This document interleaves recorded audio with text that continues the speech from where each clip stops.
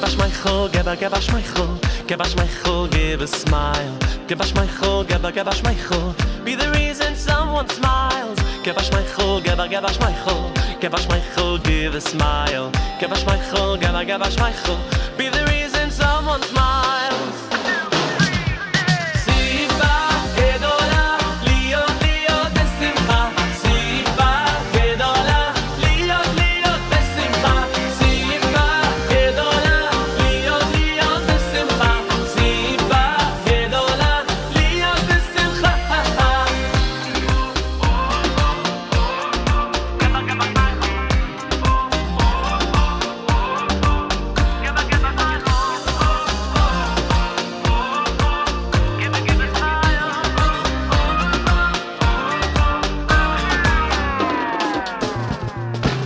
Give us Michael, give us Michael, give us Michael, give a smile. Give us Michael, give us Michael, be the reason someone smile. Give us Michael, give us Michael, give us Michael, give a smile. Give us Michael, give us Michael, be the reason someone smiles. Siva gedola, lio lio besimcha.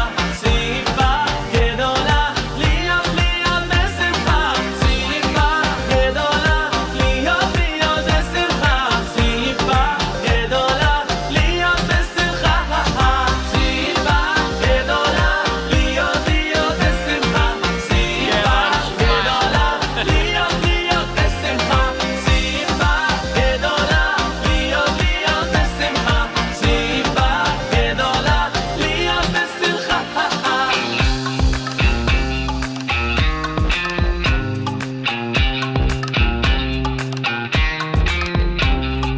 Be the reason someone smiles. Be the reason someone smiles. Be the reason someone smiles. Be the reason someone smiles. Be the reason someone smiles. Be the reason someone smiles. Siva gedola, lio besimcha. Siva gedola, lio lio besimcha. Siva gedola, lio lio besimcha. Siva gedola, lio besimcha. The reason someone smiles. The reason someone smiles. The reason someone smiles.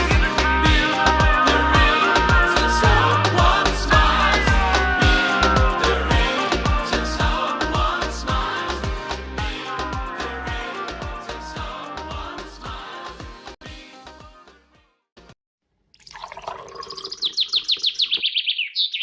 Breakfast with Elli.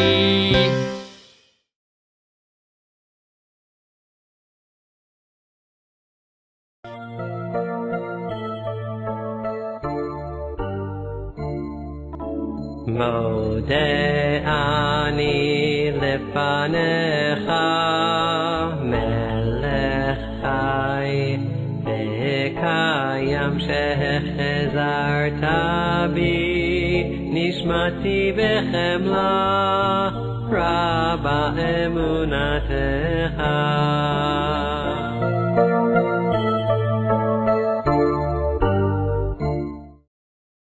This week, there's going to be a ton of fires in Israel, but this time it won't be from arson. How many fires do you think go on in all of Yerushalayim? Like 100 maybe. We're collecting wood for the bonfires on Lag Omer. How does it work? Everyone makes a bonfire on Lag BaOmer? Yeah, each group of kids, they get together and you collect wood and make a bonfire. Why do we make bonfires in Lag BaOmer? You have any idea? Reb Shimon Bar Yochai was nifter, so his house lit up fire because he was so holy. You first collect all the wood, then you build the fire wherever you want. Not wherever you want, but like wherever there's places, and then you light it. How big is your group? You guys are all part of one fire group? We're a class. However, these kids are doing their part in keeping the fire of Torah, the fire that Rabbi Shimon Bar Yochai brought down, they're keeping it burning strong. May the fire that they build represent the fire of Torah that burns strong in Yerushalayim until today and till forever. This week, there's going to be a ton of fires in Israel, but this time it won't be from arson. How many fires do you think go on in all of Yerushalayim? Like 100 maybe. We're collecting wood for the bonfires on Lag Omer. How does it work? Everyone makes a bonfire on Lag B'Omer? Yeah, each group of kids, they get together and you collect wood and make a bonfire. Why do we make bonfires in Lag B'Omer? You have any idea? Reb Shimon Bar Yochai was nifter, so his house lit up fire because he was so holy. You first collect all the wood, then you build the fire wherever you want. Not wherever you want, but like wherever there's places, and then you light it. How big is your group? You guys are all part of one fire group?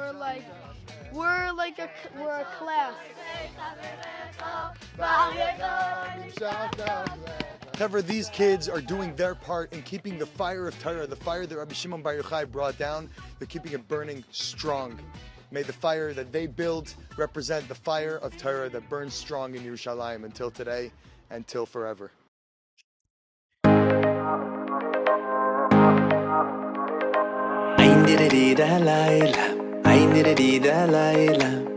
Ay, ay, ay, good Shabbos. Ay, nidda layla. Ay, nidda layla. Ay, ay, ay, Shabbos Kodesh. Good morning. Hold on one second. There we go. Good morning and welcome to Breakfast with Elli. Happy Lag Omer. It is Friday, the 16th day of Iyar, the 16th day of May, the 18th day of Iyar. The Torah portion is Emor. HaYom Yom Shishi Shabbos, 6th day, counting up towards Shabbos, learning the 6th and 7th Aliyos. On this, the 33rd day of the counting of the Omer, Lamed Gimel is 33, Lag Ba'Omer, a special day that we're going to be spending a lot of time talking about. In New York City, you light Shabbos candles tonight at 7:50, and Shabbos will end at 7:56 or 7 if you're adding a minute like I like to do. All right, 7:50 and 8:56 or 7, depending on what you want to do. All right? You can always end Shabbos later. It's not a big deal. No, not at all. It's not a problem. Ending Shabbos, keeping Shabbos longer? Absolutely. Many people do. All right, we have a lot to talk about today. So what I'm going to do is I'm going to push ahead right now. Yes, we saw Operation Mincemeat last night. Yes, it was amazing, just like everybody said it would be. Morning brachas. We'll talk about it in a few minutes. All right, men and boys, two front sitzes. Everyone else, join us the second bracha. Baruch atah Adonai Eloheinu melech haolam asher kiddishanu b'mitzvotav v'tzivanu al mitzvat tzitzit. Baruch atah Adonai Eloheinu melech haolam asher kiddishanu b'mitzvotav v'tzivanu al netilat yadayim.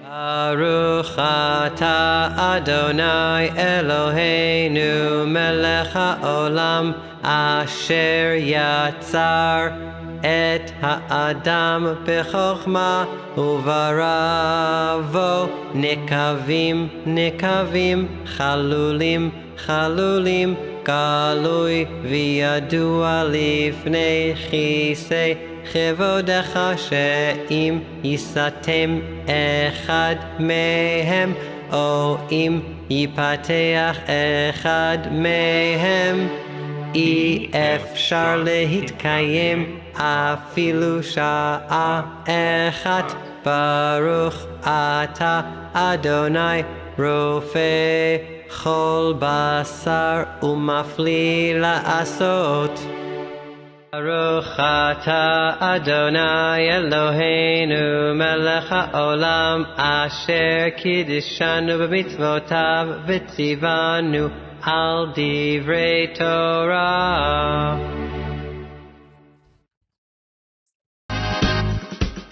Hareini מקבל עלי מצוות עשה של ואהבת לרעך כמוך. I take upon myself every single day to love my fellow friend in a very special way.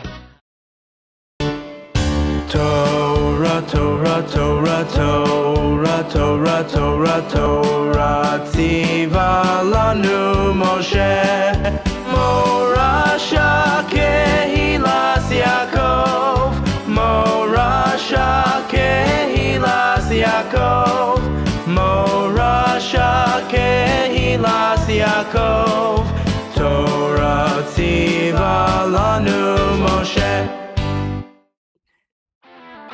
I put it in the pushki that's a DACA box. I put it in the pushki that's a DACA box. I put it in the pushki for someone else to keep. Yeah, I put it in the pushki that's a DACA box. I put it in the pushki that's a DACA box. I put it in the pushki for someone else in need. All right, and that brings us to the giving of tzedakah. There we go. Today and tomorrow we're giving for both days. Since we cannot give tzedakah tomorrow because of Shabbat. All right, fantastic. Taking us to the Shema. Take your right hand, put it over your eyes.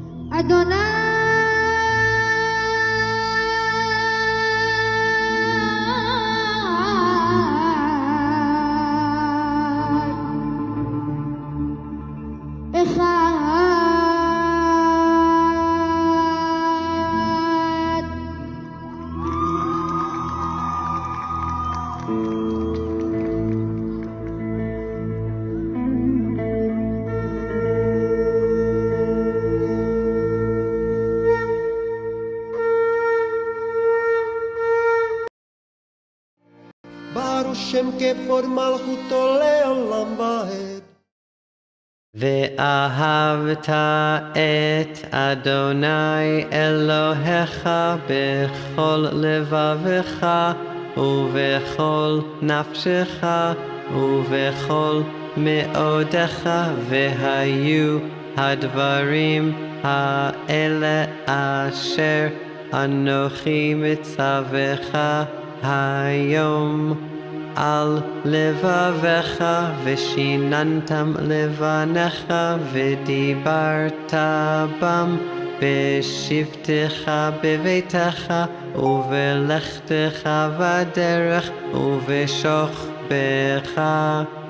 ובקומך, וקשרתם לאות על ידך, והיו לטוטפות בין עיניך, וכתבתם על מזוזות ביתך ובשעריך. 49 days to count the Omer. All right. After it's dark, Mark, at the end of my read, Steve, do it in shul, shmuel, just count with me. Look for the stars, Tamar, just be sure to make the bracha. Erev is the key, Tzvi, count sphere with me. All right. Hod of Hod today. All right. Let's make a bracha for the 33rd Lag Omer. ברוך אתה אדוני אלוהינו מלך העולם אשר קידשנו במצרי סוד וציוונו על תפילת צבאינו.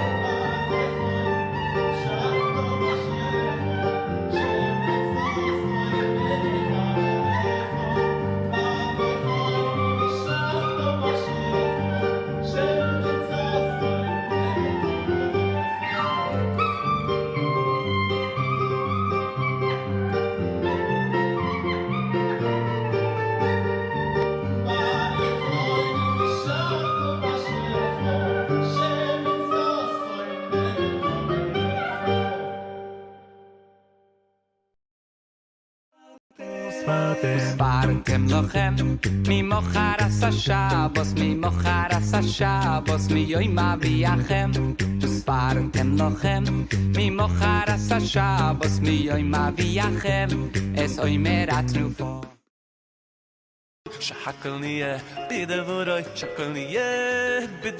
And that takes us to coffee and yogurt for breakfast. Are you ready? We're going to make a bracha shahakol. Baruch atah Adonai Eloheinu melech haolam shahakol nihiya bidvaroi. Coffee, blessed coffee. God bless you for being a friend. When the whole world turns on me, it's only you on which I can depend. I want to taste you in the morning and a few times throughout the day. Yes, a cup or two in the evening too. For me, it's the only way.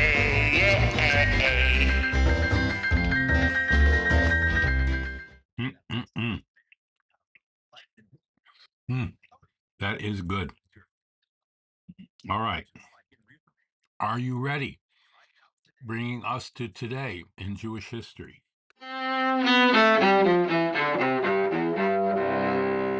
All right. Oh, there's so much. Let's start. Lag BaOmer, the 33rd day of the Omer. We light candles at 7:50. It is the yahrzeit of the Ramah, Rabbi Moshe Isserles of Krakow, Poland, who authored the glosses, the notes on Rabbi Yosef Karo's Code of Jewish Law.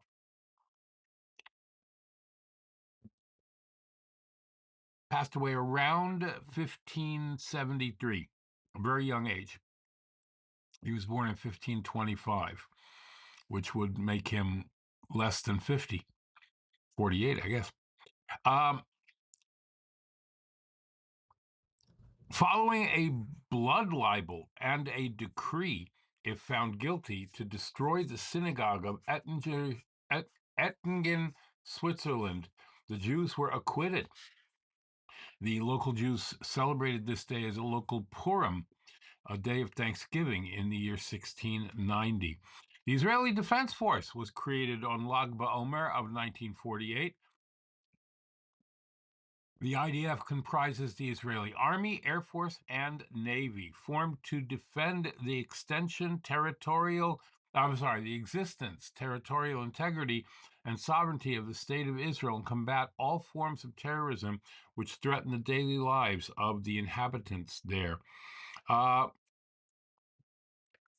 The Churva Synagogue, located in the Jewish quarter of the Old City of Jerusalem, was captured and dynamited by the Arab League of Jordan during the Battle for Old Jerusalem in 1948.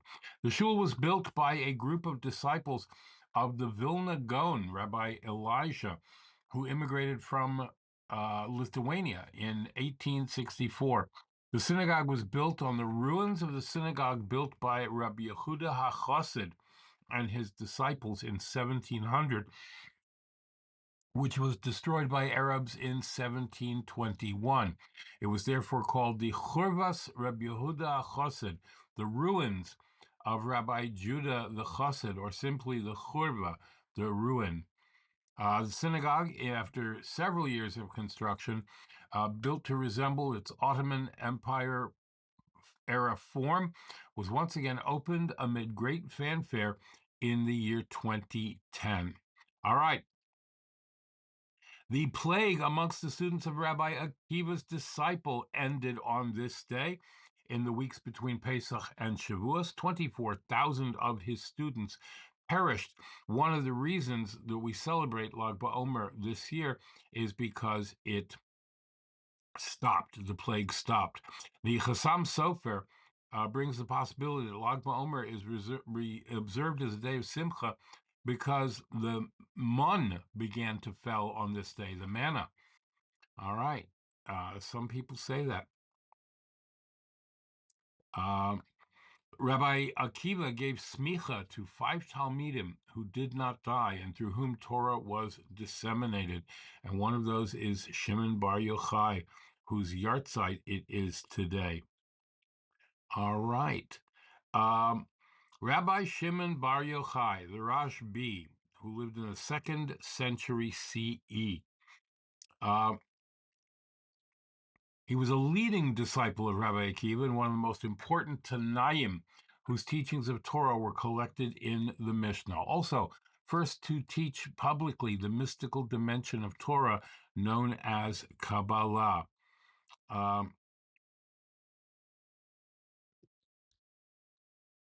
Yeah, I'm going to let the videos speak for themselves at this point, and then we will talk about Shabbat afterwards. So here we go. ואמרתם כל החי, רבי שמעון בר יוחאי, ואמרתם כל החי, רבי שמעון צדיקאי, ואמרתם כל החי, רבי שמעון בר יוחאי, ואמרתם כל החי. All right, oops, here we go.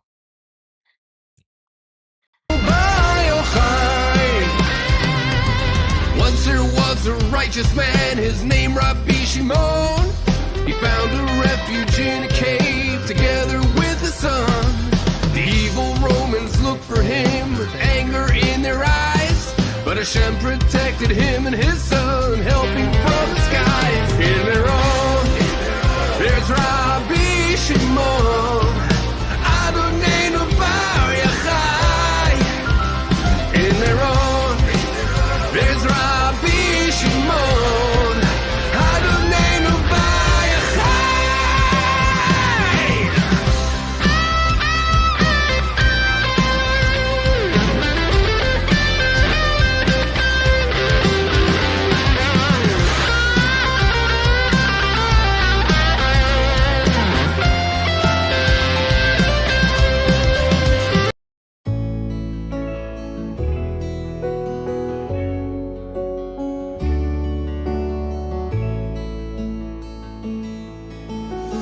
About 1900 years ago lived Akiva, a poor and simple man who worked as a shepherd for a very wealthy man named Kalba Savua.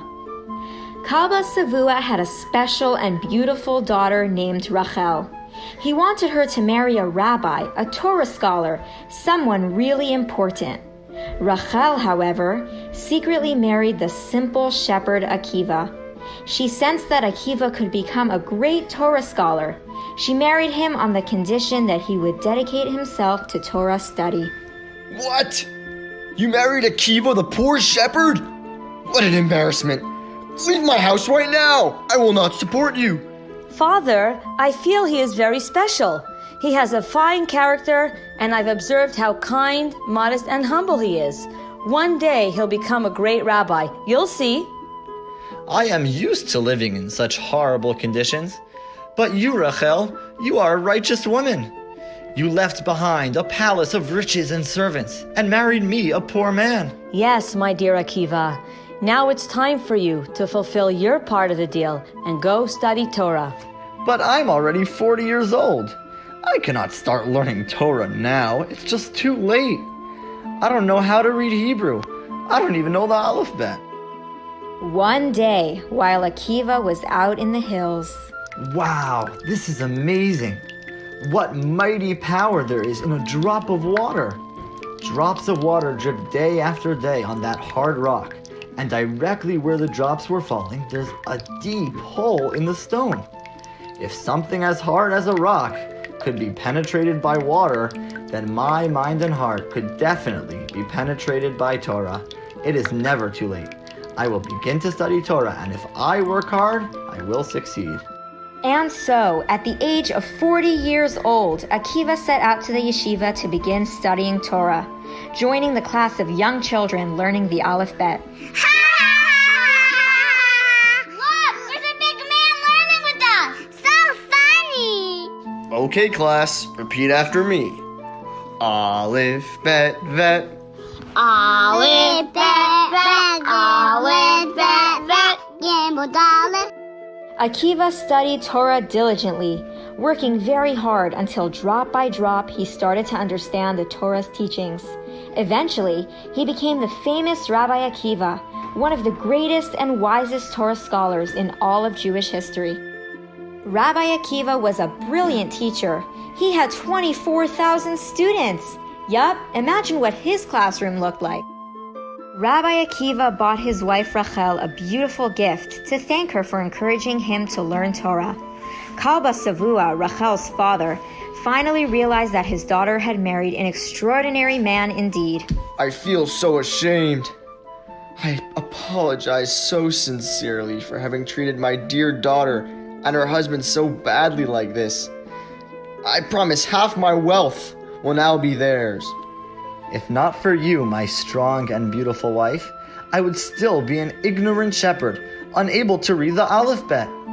All of my Torah learning is because of you, Rachel. You deserve this beautiful gold crown with the image of Jerusalem engraved on it.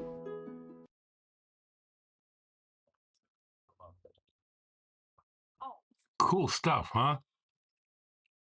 All right. We've got a couple of more videos for you. Let's do one. See how we are on time.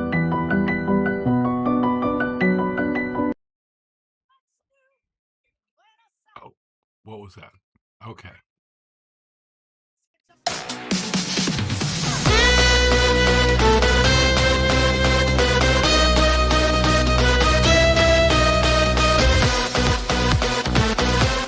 All right, hold on one second. I wanted to do this one first.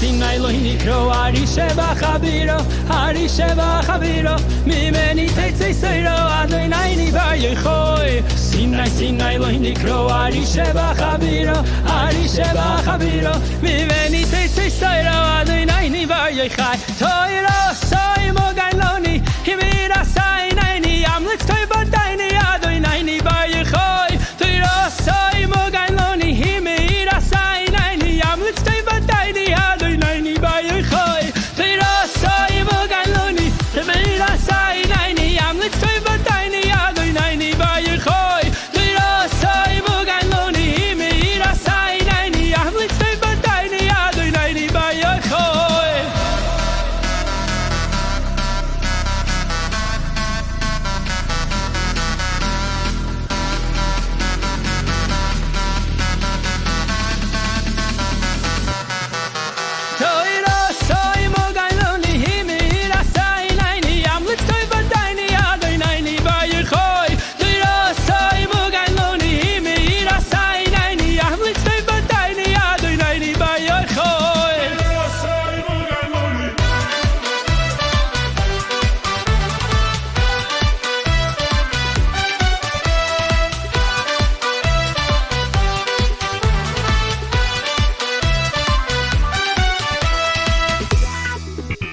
Rabbi Shimon ben Yochai oimai Rabbi Shimon ben Yochai oimai Chas v'sholom shetishtachach Torah mi Yisroel Rabbi Shimon ben Yochai oimai Rabbi Shimon ben Yochai oimai Chas v'sholom shetishtachach Torah mi Yisroel Ki lo yishochach mipi zaroi Ki lo yishochach mipi zaroi Ki lo yishochach Torah mi Yisroel Ki lo yishochach mipi zaroi Ki lo yishochach mipi zaroi Ki lo yishochach Torah mi Yisroel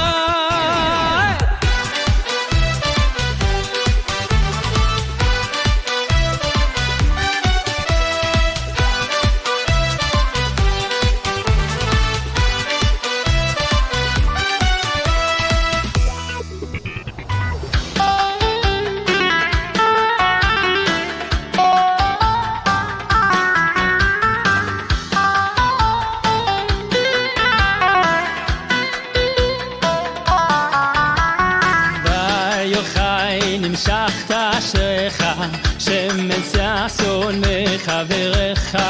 בר יוחאי נמשכת אשריך, שמן ששון מחבריך.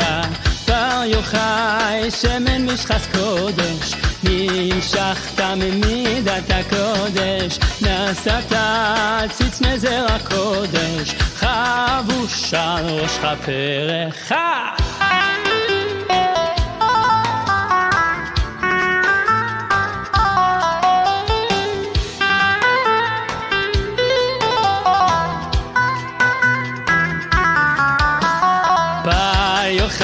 נמשכת אשריך, שמן ששון מחבריך. בר יוחאי נמשכת אשריך, שמן ששון מחבריך.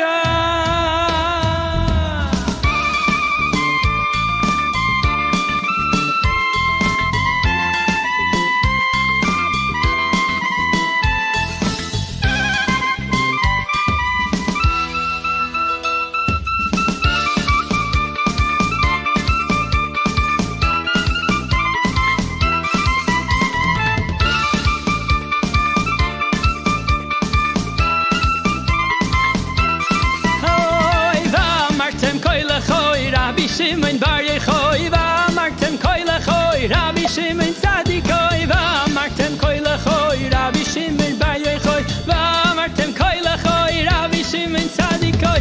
Ish alekim kodeshu, ashrei ayin roasu, lev chacham yaskil piyo, Adonenu bar Yochai, v'amartem koi lechoi, Rabbi Shimon bar Yochai, v'amartem koi lechoi, Rabbi Shimon tzadikoi, v'amartem koi lechoi, Rabbi Shimon bar Yochai.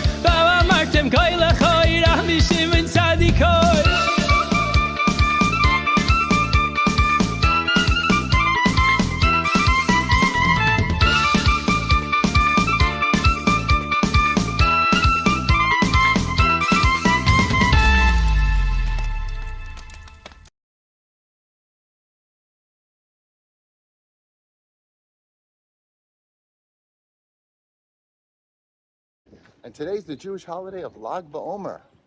On Lag BaOmer, we celebrate two things. We celebrate the life of the Rashbi, Rabbi Shimon bar Yochai, who authored the Zohar, the Kabbalah, and we celebrate his life. Even though it's the day he died, he said, don't mourn my death, celebrate my life.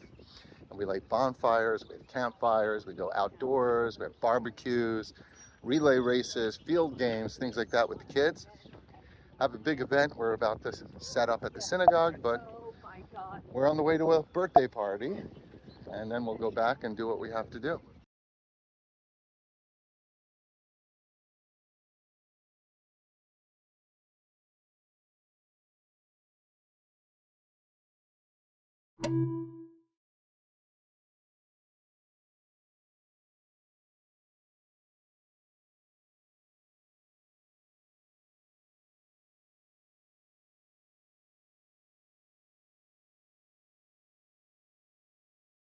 Today, the 18th day. HaYom הזה הוא זמן שמחתנו. HaYom, thoughts for the day, 18th of Iyar. In the list of Jewish holidays, Lag BaOmer wouldn't seem to rank in the top 10. I mean, Yom Kippur, Pesach.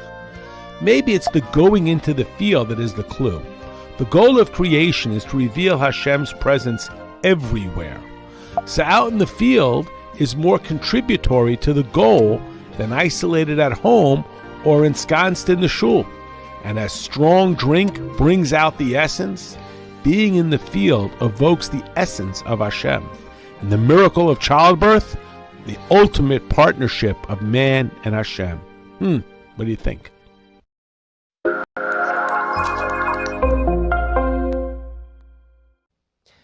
Lag Sameach. Lag BaOmer has been a holiday for the Jewish people for some 2,000 years now.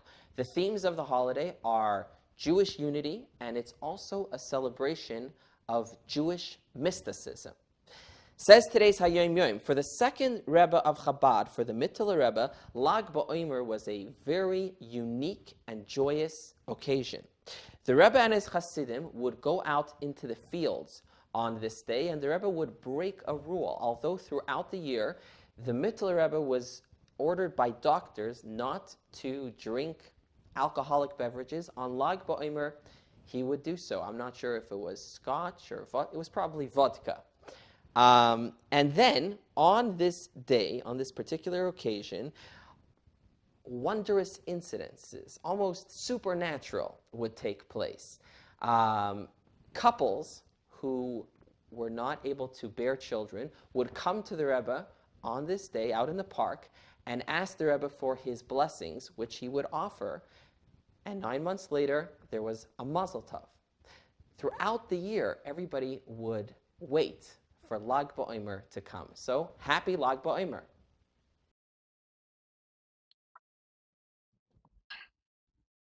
Beautiful. And that takes us to some sad news that I have to report today. Charles Strauss passed away. You may not know the name, but you certainly know the work of Charles Strauss. Let me just pull this up over here because I have it here in Broadway World. Charles Strauss was 96 years old. I happened to meet him several years ago. I was fortunate enough to meet him.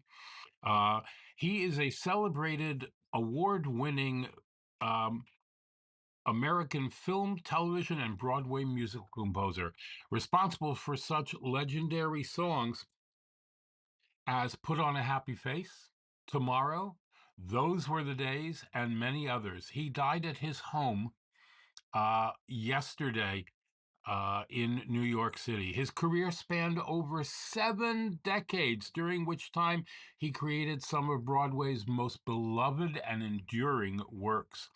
3 Tony Award-winning musicals, Bye Bye Birdie, Applause, and Annie, as well as the Tony-nominated Golden Boy, Charlie and Algernon, Rags, and Nick and Nora. The news was announced yesterday by his 4 children, Benjamin, Nicholas, Victoria, and William Strauss. He was predeceased by his wife and choreographer, Barbara Simon, to whom he was married from 1962 until her death in 2023. Andrea McArdle, Broadway's original Annie, told Broadway World, "My heart is truly broken. I sang for him and spent part of the evening with him and his beloved children at his 95th birthday celebration last year. He was hands down the most fun and infectious composer to sing with. Man, did he have soul. I think of him fondly every time I sing the anthem he and Martin Charnin wrote for me." Now, I've met Martin Charnin as well. A fabulous man.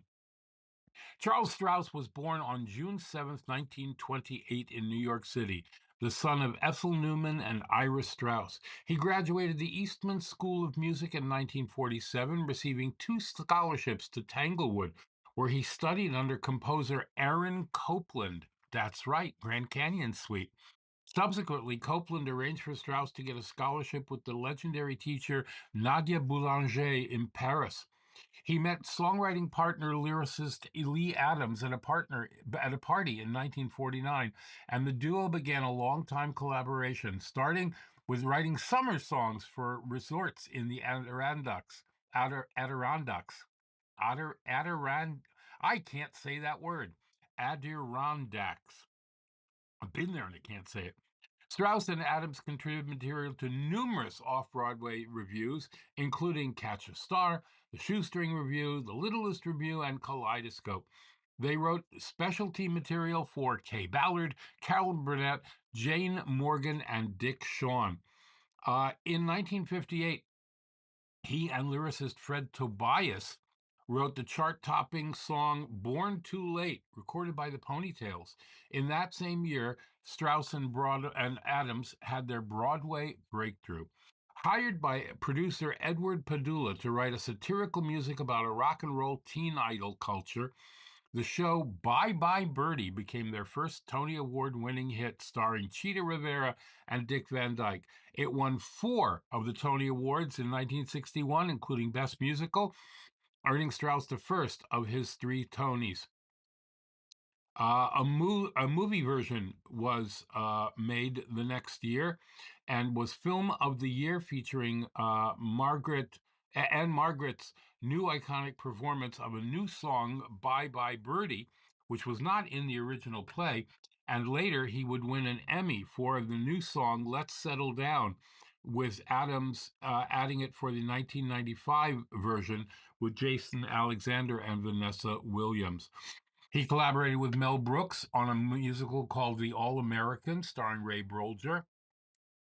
Once Upon a Time was from that, recorded by Frank Sinatra, Tony Bennett, and many others. Golden Boy, a musical adaptation of the play by Clifford Odets, starred Sammy Davis Jr., got them their second Tony and award. And It's a Bird, It's a Plane, It's Superman, which we saw an amazing revival of the York Theater at. Gave them another popular Strauss and Adams song, You've Got Possibilities, first recorded by the late Linda Lavin. And in 1970, they wrote Applause, based on the film All About Eve, starring Lauren Bacall. I saw Lauren Bacall do that role in Los Angeles as a teenager.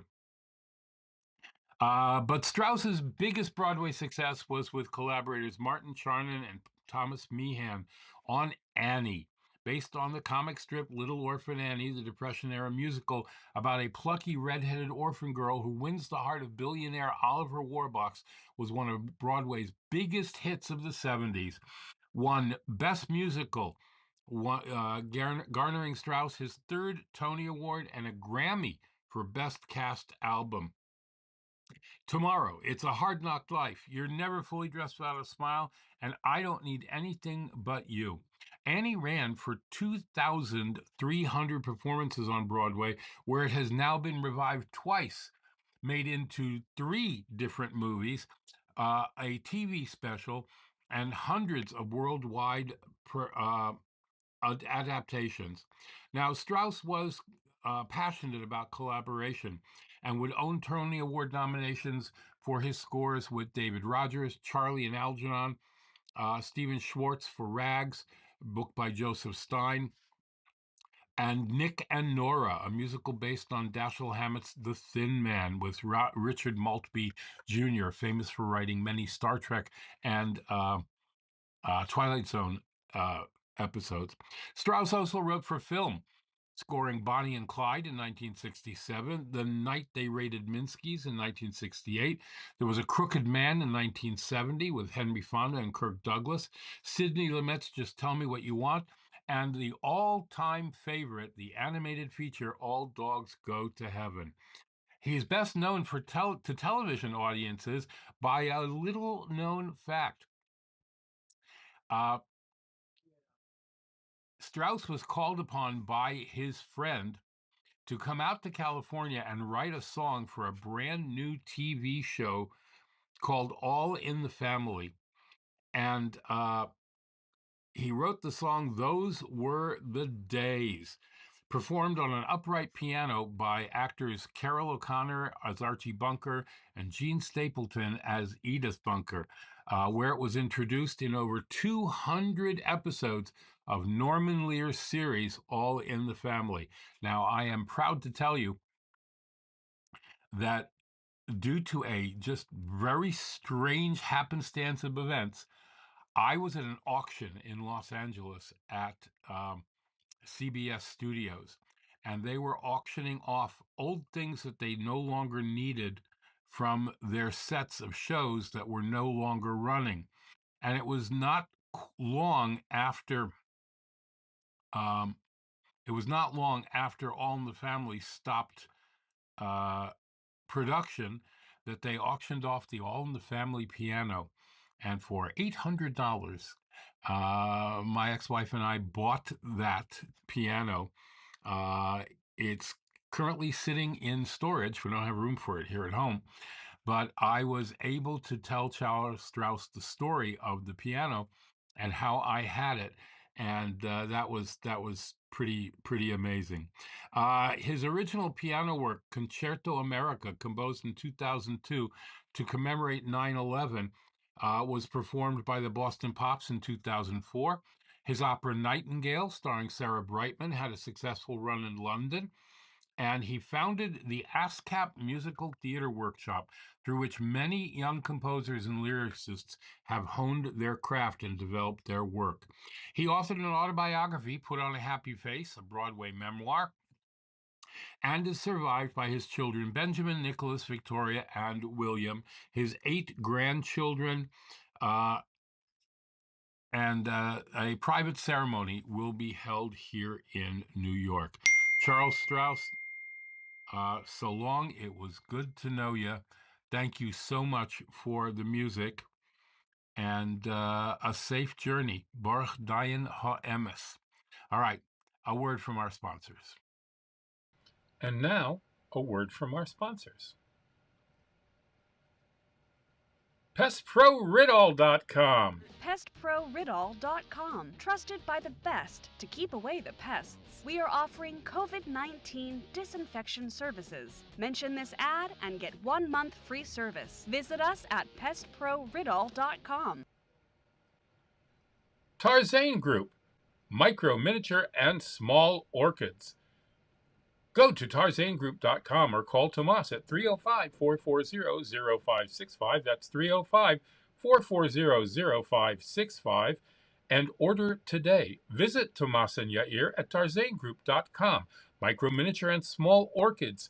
Beautiful in your home. Go to the website and read Tomas's orchid blog. And by Dina D Design. DinaDDesign@gmail.com. Fine artwork, custom made to your specifications, logos, wall hangings, Judaica, and you can even have something for your child's room. Dina D Designs. Go to her Facebook or Instagram or call or text. Thank you very much to our sponsors. If you'd like to become a sponsor, please go right up here to where it says patreon.com/theactorsrabbi, and you can contribute even only $1 a month if you'd like, but that'll help us bring this broadcast to you on a daily basis and cover our expenses. Be sure to thank your sponsors when shopping and mention Breakfast with Elli when you're shopping there. There might be discounts. Thanks for watching. Helping lots of people any way we can. Tzedakah is the Jewish way to help your fellow man. All right, if you'd like to help us out, please scan this handy QR code, which will take you to breakfastwithelli.live/support, breakfastwithelli.live/support, and you can help us to achieve our goal of just paying our expenses and getting this show up and running every day. It's not cheap. And we could use your help in bringing Torah all around the world. All right? Thank you. Torah, Torah, Torah, Torah, Torah, Torah, Torah, Siva lanu Moshe. Torah, Torah, Torah, Torah, Torah, Torah, Torah, Siva lanu Moshe.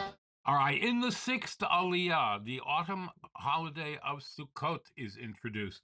During this 7-day holiday, we're commanded to sit in outdoor booths, take the 4 species, and rejoice before Hashem. The final holiday discussed in Torah is Shmini Atzeres, a 1-day holiday which immediately follows Sukkot. In the 7th and last Aliyah for this week's Parsha, we're instructed to use the purest of olive oils for the daily kindling of the temple menorah, and to arrange the 12 showbreads on the temple table every Shabbat. The Torah then tells the story of a Jewish man who was put to death for blaspheming God. The Torah portion concludes with the penalties for committing murder, property damage, and personal injury. All right, and now we will hear from Rabbi Aftzis.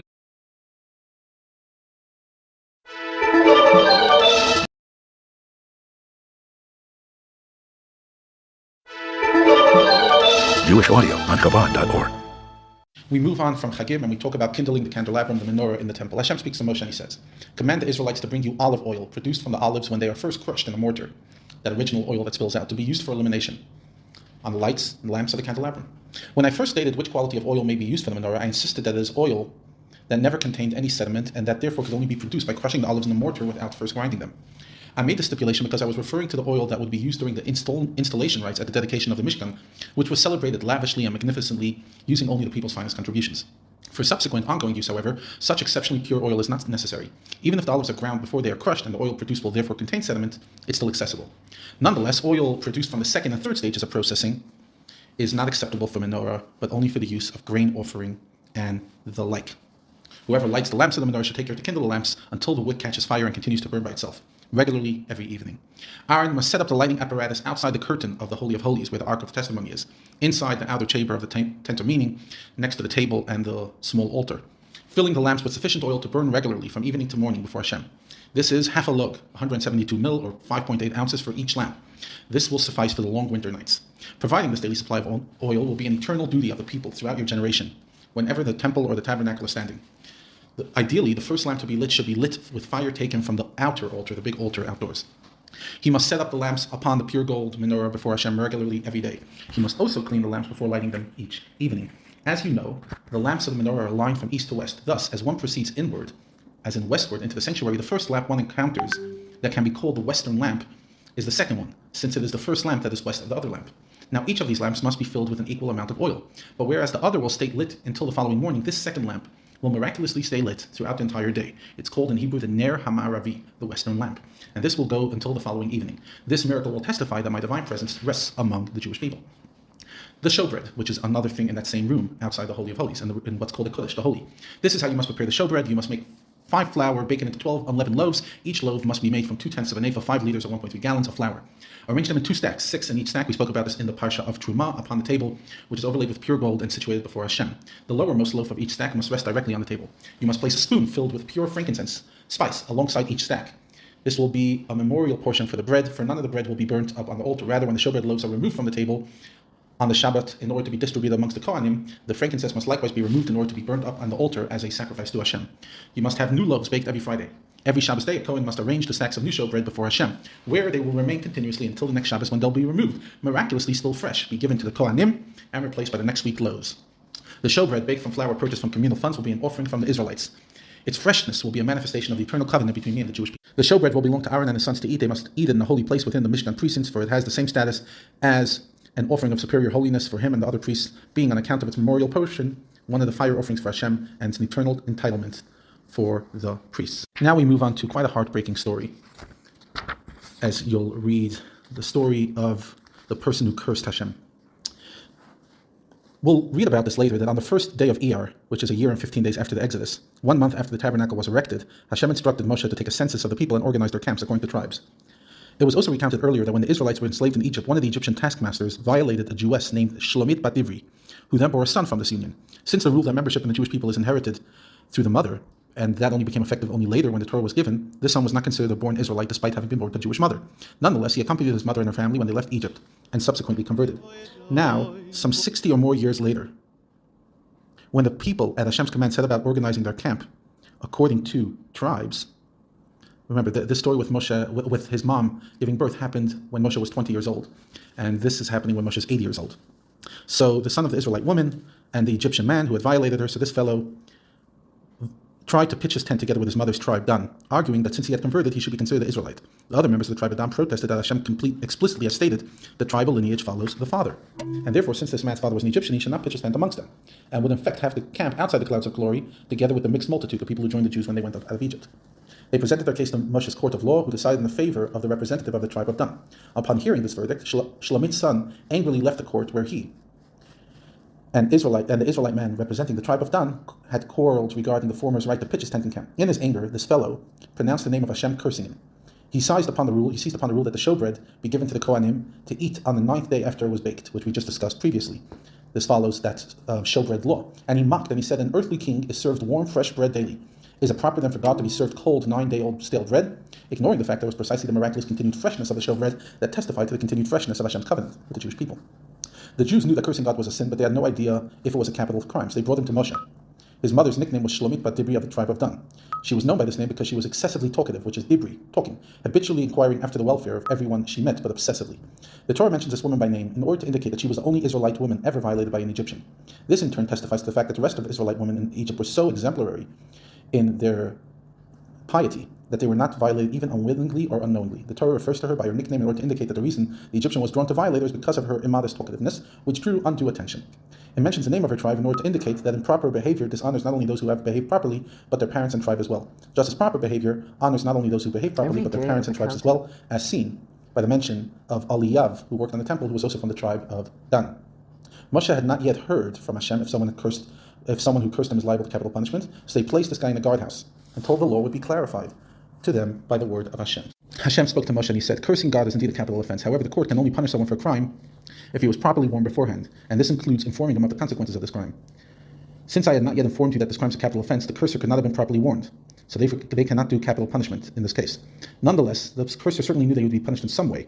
Therefore, you will punish him in a way similar to the prescribed punishment for cursing God, which is death by stoning. Now, as you know, the procedure for death by stoning is that first a witness casts the criminal down from a place twice his height. If he does not die from the fall, they cast a stone upon him, and then, if he does not die, they stone him until he dies. But in the present case, all the court may do is cast a single stone on him, which may or not kill him.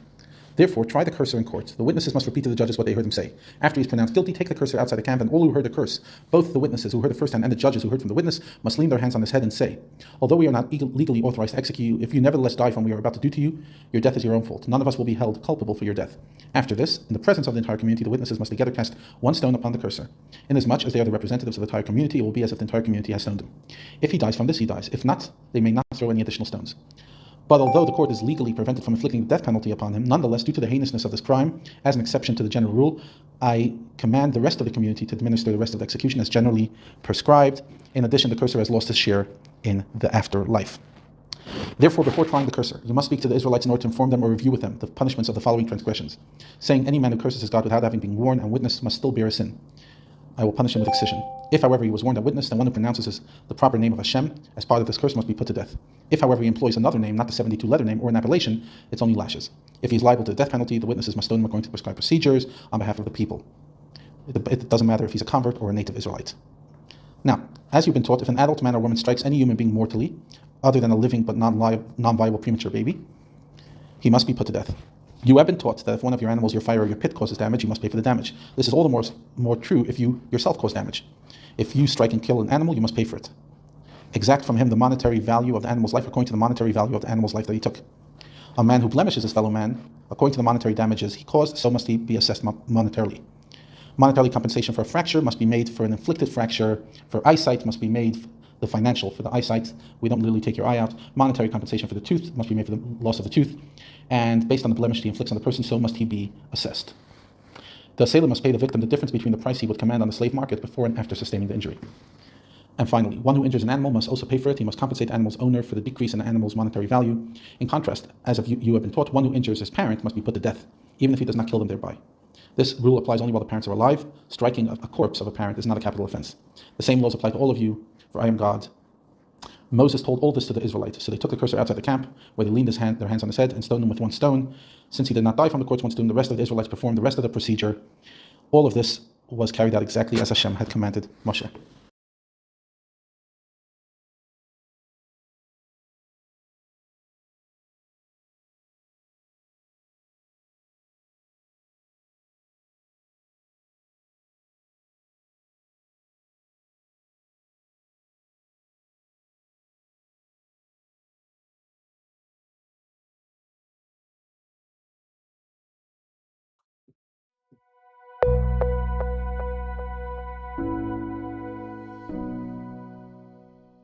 All right, here we go. Parsha Points with Rabbi Epstein is next.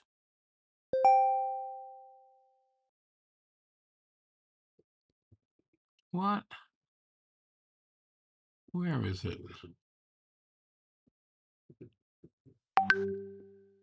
That's very strange. I've never had a problem with that one before. 31.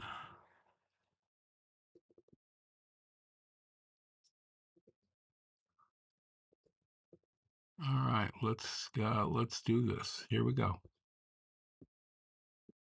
Parsha points for Emor on Friday. There is nothing as whole as a heart broken wide open, and nothing as permanent as the temporary sukkah.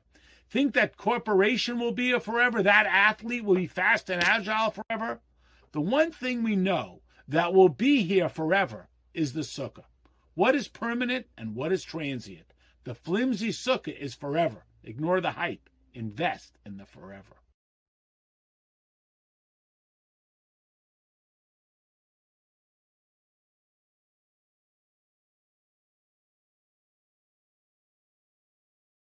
Parsha points for Emor on Shabbos. The Torah seems to drop the mitzvah of menorah completely unexpectedly. Maybe this is the lesson. The sukkah protects us. The menorah is our light source. Think we are dependent on fortresses, need sunlight and fluorescence? The miracle of Sukkot is the miracle of the light of Hashem, and that's all we need.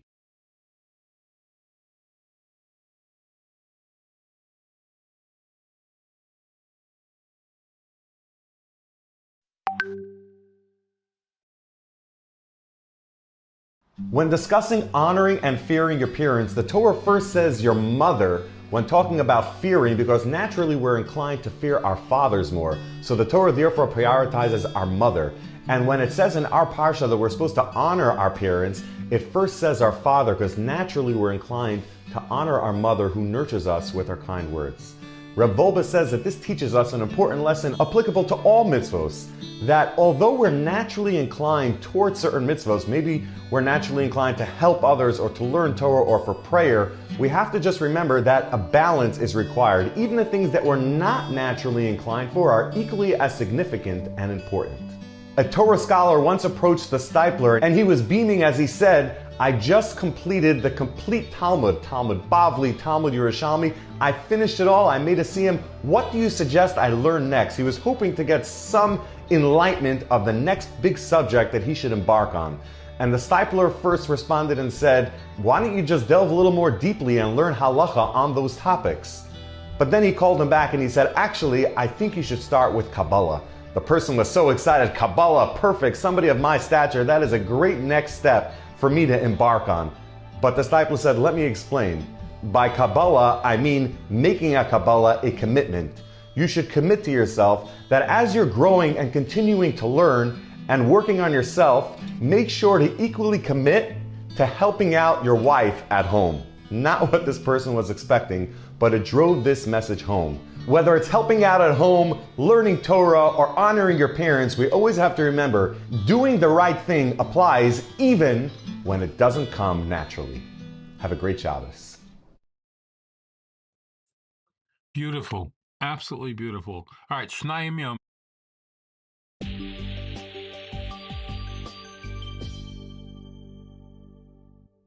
Shalom uvracha, Erev Shabbat Shalom. Wow, what a week. Parashat Emor, action-packed, chock full of mitzvot. The Shabbat and Moadim and Ilchot Keuna and Korbanot. So much to speak about. Right at the end of Parashat Emor, something that we didn't touch on previously, the Torah speaks about the Lechem HaPanim, the double bread which was stacked on the Shulchan inside the Beit HaMikdash. The Gemara at the end of Masechet Chagigah discusses that when Am Yisrael would gather together, would be Olei L'Regel, make the pilgrimage to the Beit HaMikdash during the three festivals, Pesach, Shavuot, Vesukot, in order to show how beloved Am Yisrael was to HaKadosh Baruch Hu, the Kohanim would lift the Shulchan with the Lechem HaPanim and bring it outside to the Ezrat Yisrael where Am Yisrael stood, and they showed them, they said, "Look, 9-day-old bread, look at the nes, and it stays fresh and hot. Look at how much HaKadosh Baruch Hu loves you." You know, Chazal teaches us that the Goyim used to mock Am Yisrael about the mitzvah of Lechem HaPanim. They said, you have a God like HaKadosh Baruch Hu and you're serving him in the Beit HaMikdash, 9-day-old bread, and our response to that is, Hi hanotenet. That's exactly the place that you came from.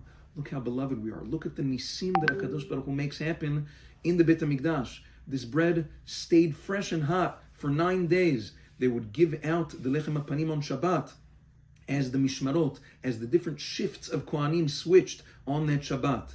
And that just shows the rest of the nations of the world.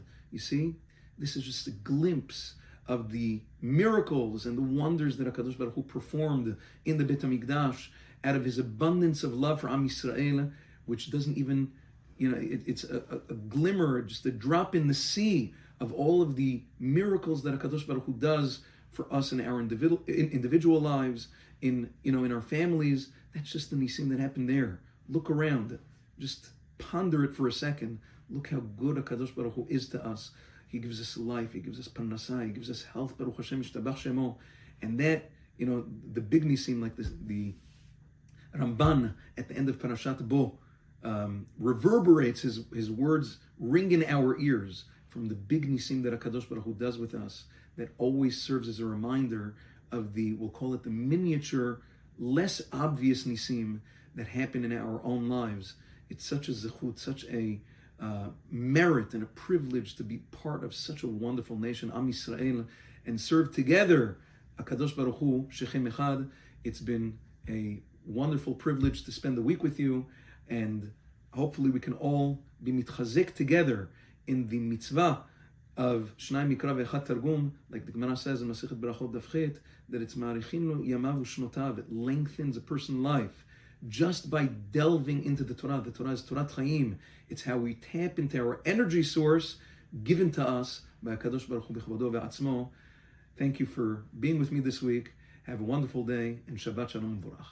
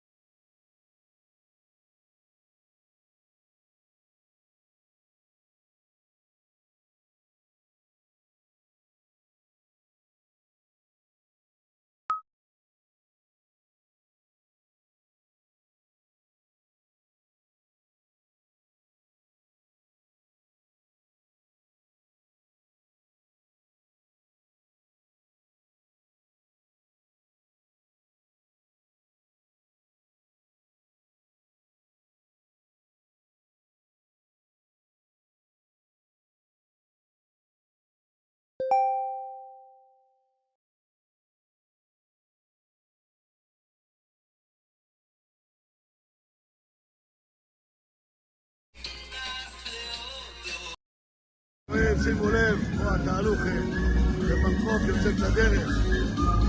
הנה הוא מתחיל לזוז. שימו לב, טוקטוקים. תהלוכה לכבוד רבי שמעון הרב קנטור בראש. הרב היללם. ככה יוצאים פה לדרך. שימו לב, בנקוק, תאילנד. זה התהלוכה. תפילים כל יום. זה מה שקורה. כמה שעות לפני הארץ, פה כבר הכל עובד כמו שצריך. הרב קנטור, זו התהלוכה הכי גדולה שהיה לכם פה. הרב נחמיה, זו התהלוכה הכי גדולה אני רואה. זו התהלוכה שיש פה הכי טוב שיכול להיות. יפה, הנה. הנה, אתם רואים פה כל התמימים. שלום עליכם. Let me explain to you soon what this little clip that you've just seen, but first, a chapter of Tehillim.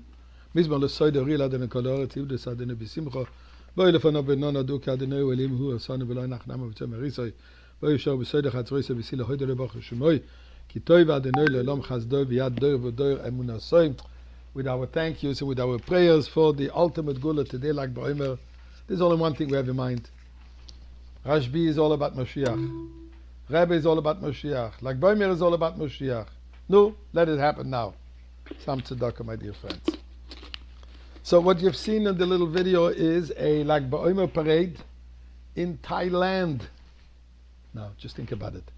Thailand, Lag BaOmer parade. Yes, my friends, there are hundreds, maybe even thousands, of such parades all over the world with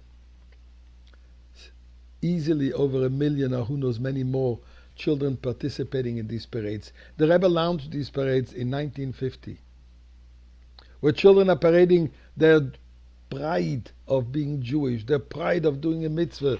They're not demonstrating against, they're parading for.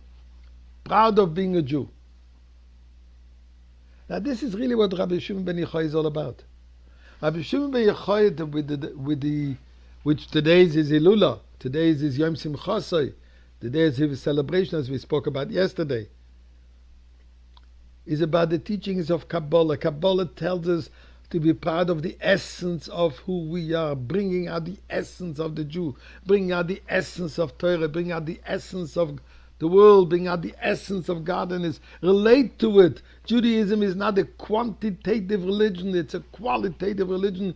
Obviously, we have to do the quantity of the mitzvahs, but to appreciate the quality of it. That every mitzvah is Ein Sof, that every mitzvah is infinite. And let me share with you a fascinating story. I've told it so many times that I can't tire. I don't tire from telling that story.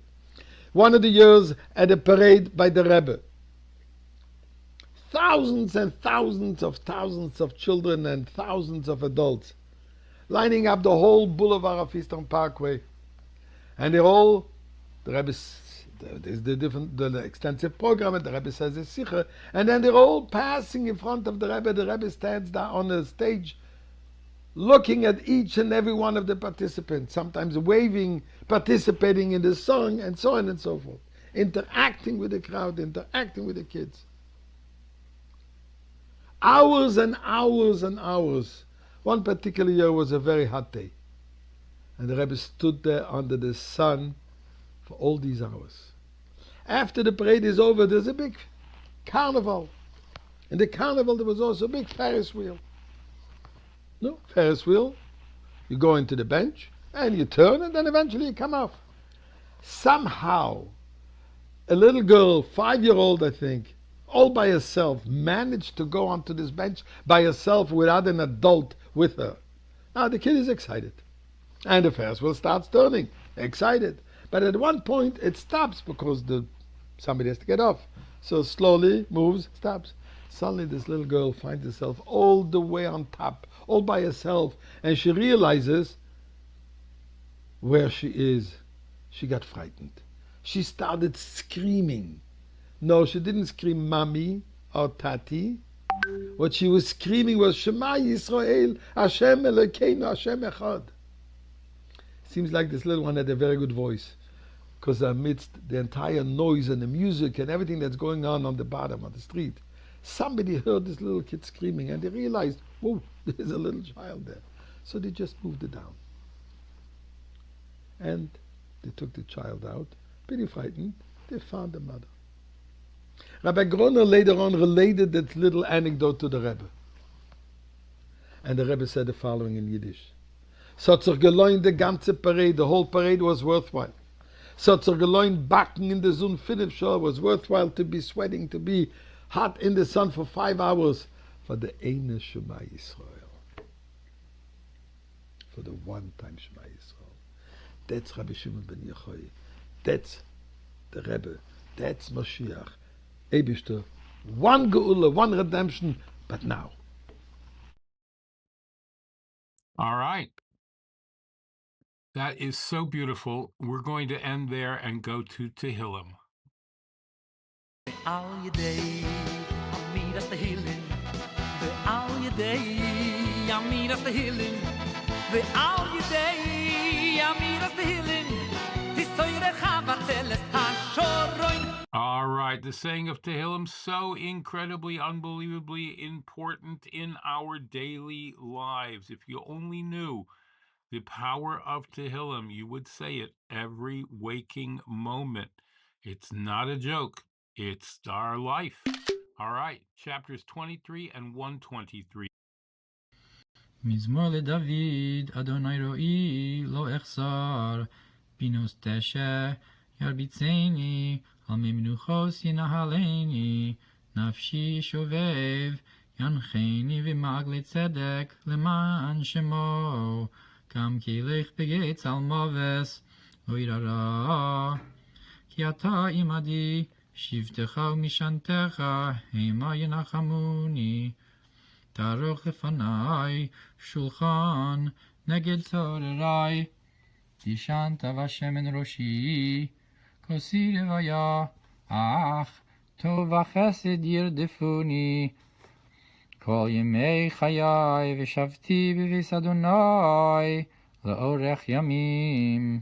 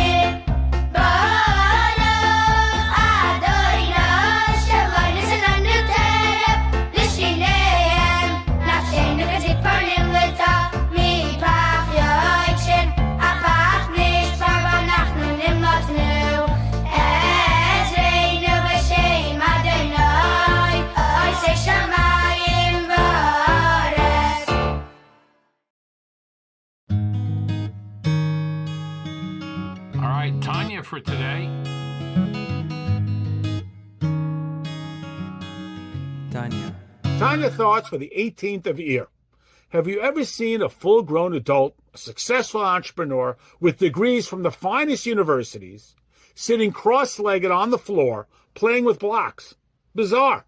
Till you see they're playing with their grandchildren. Makes perfect sense now. Laudable. Hashem turns his attention to us. Yeah, you and me. Eager to connect with us. Sure, that grandparent could be studying, pursuing the next deal, but truly has nothing better to do than play with the grandchildren. Hashem turns his focus on us. Let's do the same and not think that we have something better to do. Rather, let's focus on Hashem with that same intensity.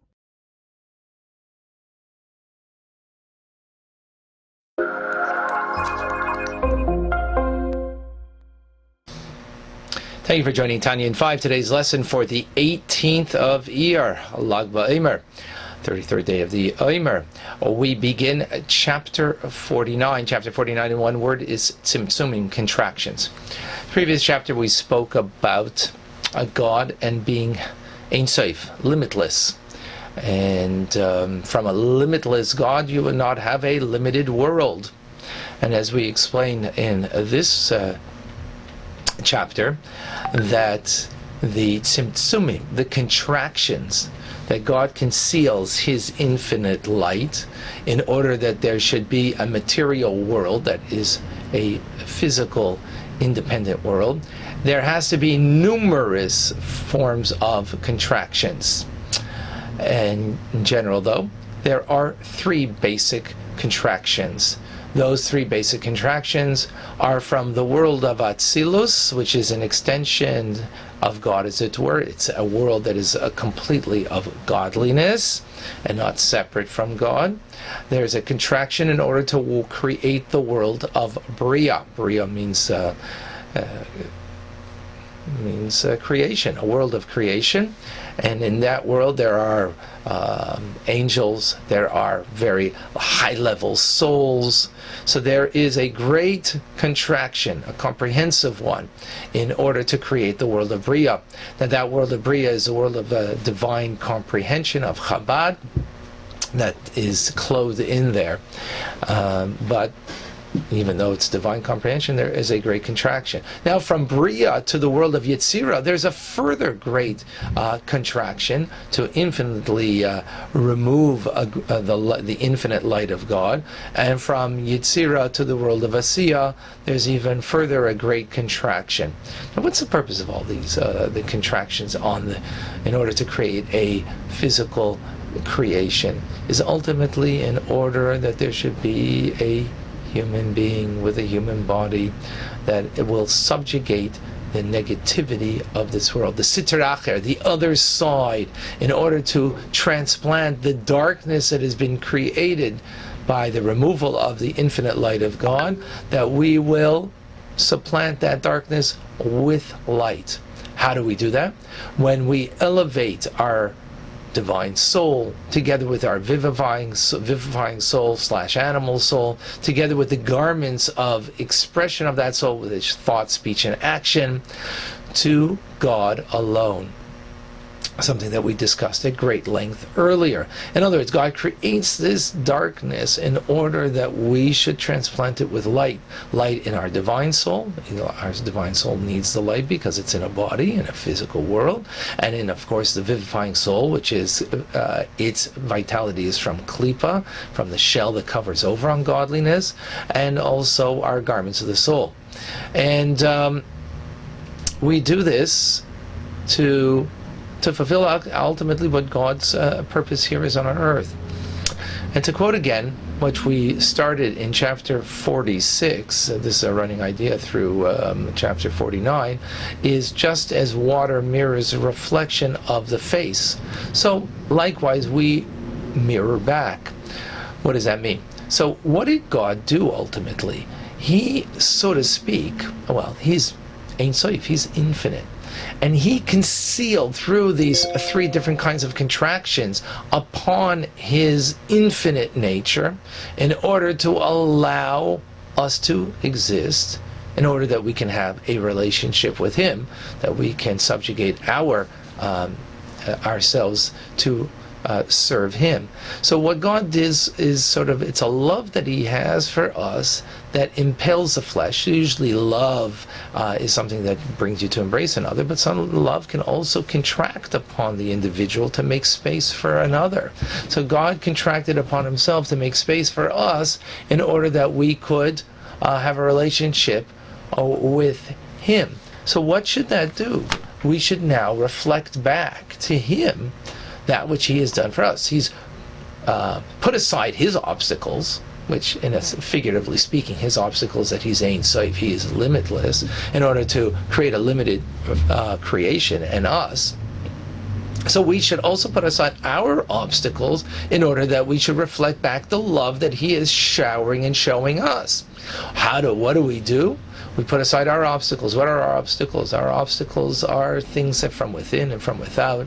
From within, we have an obstacle that of our particular nature, whatever it might be, and we have our limitations. We need to put that aside, or those obstacles, in order that we can serve him without any hindrance. Likewise, the obstacles from without, those obstacles are that we seek money, we seek a human love with our wife and children, and that should not be a hindrance, that we should have it, put it aside, all aside, for the love of God.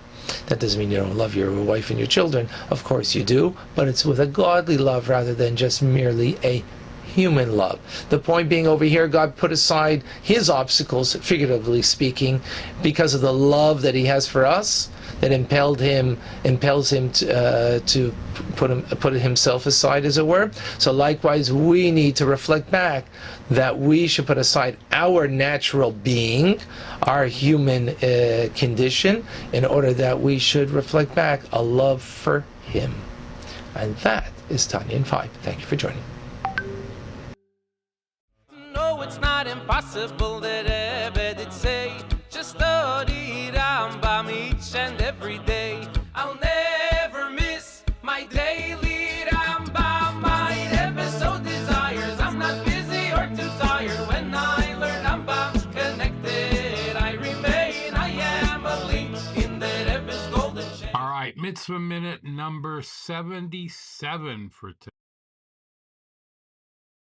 Baruch Hashem, today is day number 77 of our daily study of Rambam Sefer Mitzvahs. We're still in Hilchas Ishus in the 3 chapters a day of Mishnah Torah, chapters 23, 24, and 25. And our mitzvah today is a repeat. That is positive commandment 212, the mitzvah to be fruitful and multiply.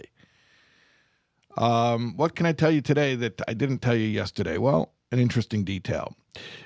Being fruitful and multiplying means that you not only have a child, because that's not multiplying, you have to have 2 children, and it must be a male child and a female child. But furthermore, the mitzvah is not actually completed in the first generation of reproduction. Reproduction means when you have a son and a daughter who each have a son and a daughter. This is obviously a literal obligation, but on a spiritual level as well, there is a concept of being fruitful and multiplying.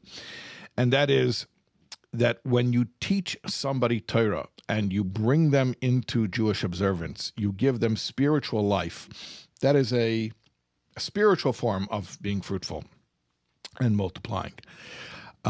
So there's a teaching from the Rebbe that each one of us is obligated to have spiritual children. And how do you know how many spiritual children you're supposed to have? At least 1 male and 1 female spiritual child. But what does that mean, male and female? The whole teaching is homiletic. So in Chassidus, male and female are mashpia and mekabel.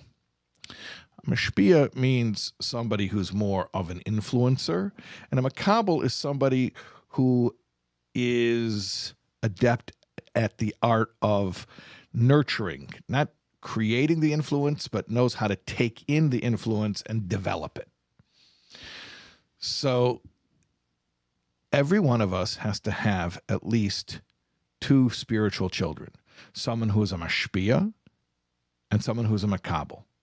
Meaning someone who will go out and give classes, that's the mashpia type, and somebody who will internalize those classes and apply it to real life, that's the makabel. And obviously every mashpia has to be a little makabel, every makabel has to be a little mashpia, but that's the teaching. And of course, as we spoke about yesterday, that reproduction is tied with the idea of Mashiach. So too here, the symbolic reproduction is also very much tied with the idea of bringing Mashiach, that when we bring more Jews into the fold, we hasten the time when the knowledge of God will be proliferated throughout the entire world. We will see you, God willing, tomorrow.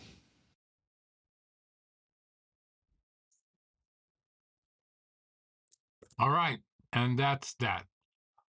Taking us to matters of Mashiach. We're almost done.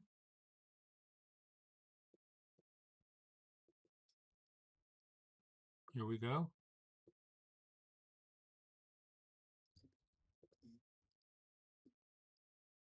והוא גואלנו, והוא גואלנו, והוא גואלנו, משיח צדקנו, הרבי מלובביץ' מלך המשיח, הרבי מלובביץ'.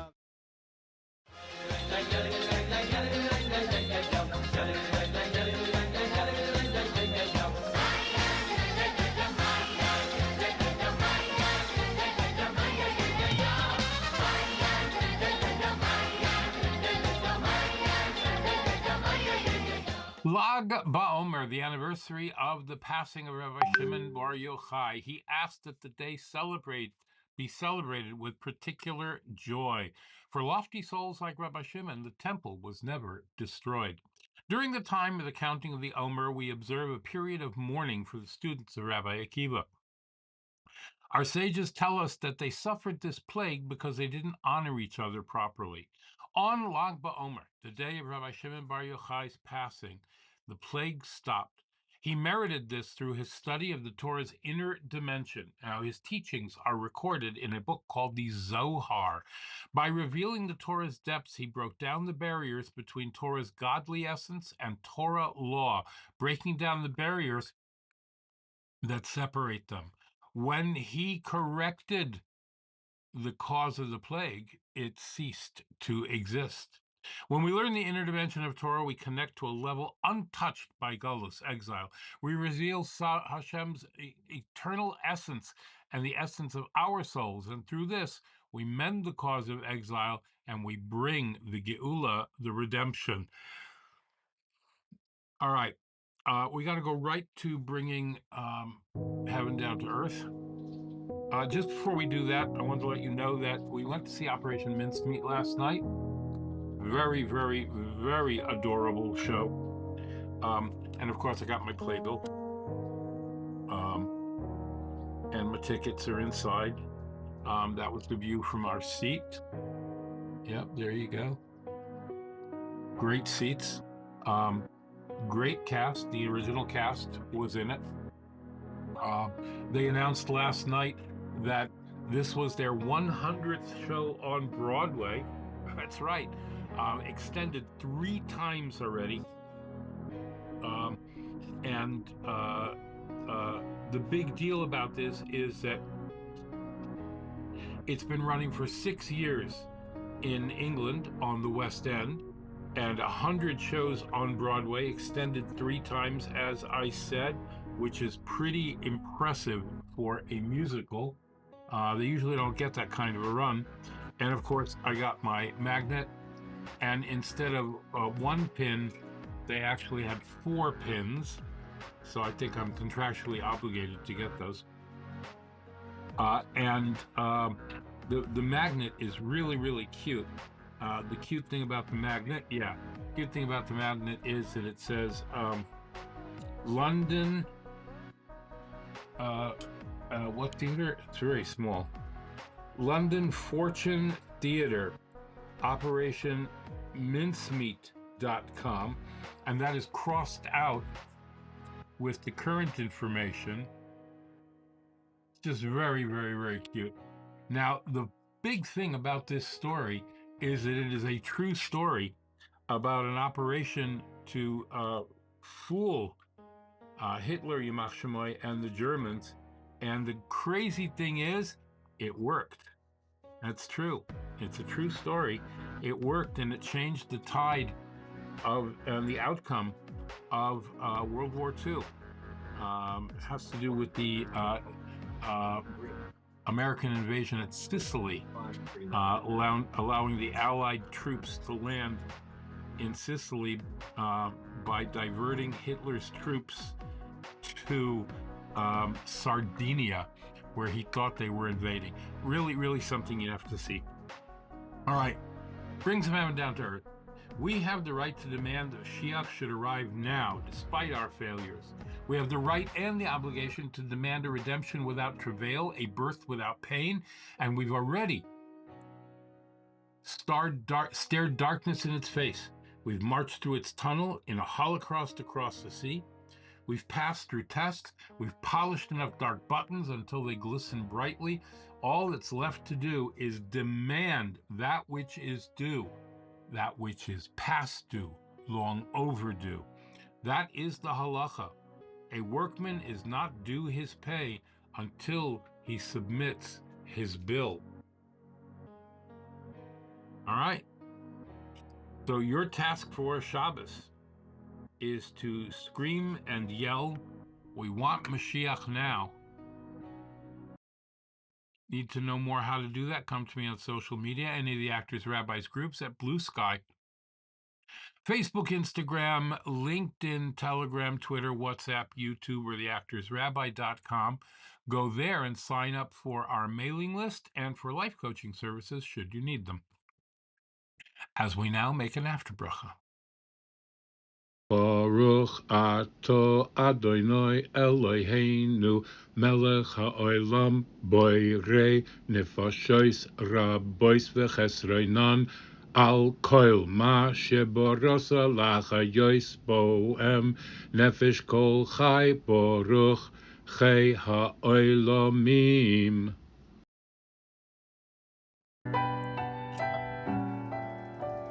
All right. I wonder why my oh, shoot. All right. Thank you so much for being here. Thank you to my Patreon sponsors. You can become a sponsor by going to our donation page, scan the handy QR code, or go to breakfastwithelli.live/support, breakfastwithelli.live/support, or patreon.com/theactorsrabbi. All right. Yoey Muchnick has a cute song for us called The Major Leagues.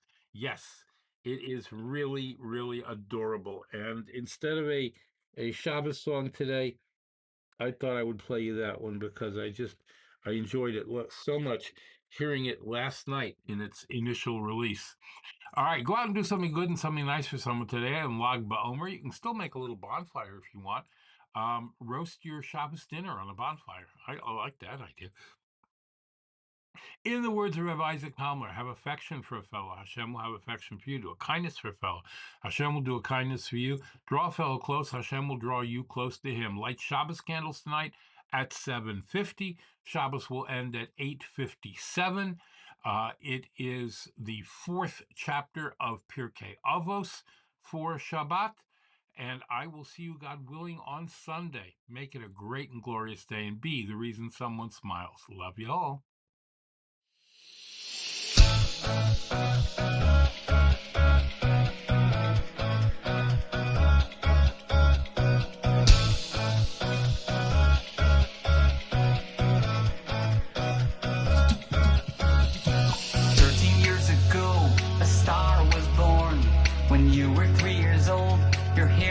Shorn. Ever since that day, you dressed as a Jew, living your whole life, practicing what's true. But today, when you play, it's for real, it's for points. Welcome to the major league. Every mitzvah that you do, it counts. Mazel tov, mazel tov, mazel tov. Mazel tov, mazel tov, mazel tov. So step up and take your stance. Smash the ball as hard as you can. Mazel tov, mazel tov, mazel tov. Mazel tov, mazel tov, mazel tov. I'm still here to coach you and help you along. But now it's time to get out there and sing your own song. Find your holy mission, a mitzvah you love. Bring Mashiach now, 'cause enough is enough. 'Cause today, when you play, it's for real, it's for points. Welcome to the major league. Every mitzvah that you do, it counts.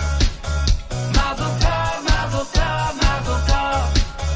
Mazel tov, mazel tov, mazel tov. So step up and take your stance.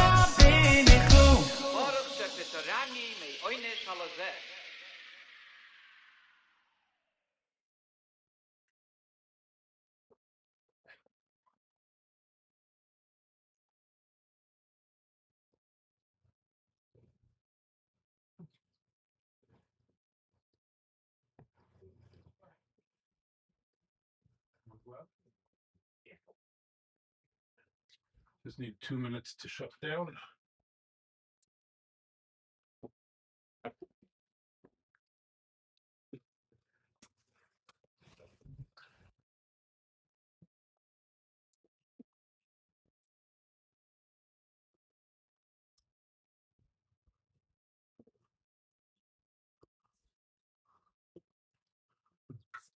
Bring them home, bring them home. We've been praying for so long, so Abba, please bring them home. Bring them home, please bring them home. We've been praying for so long, so Abba, please bring them home. We're coming home, we're almost home.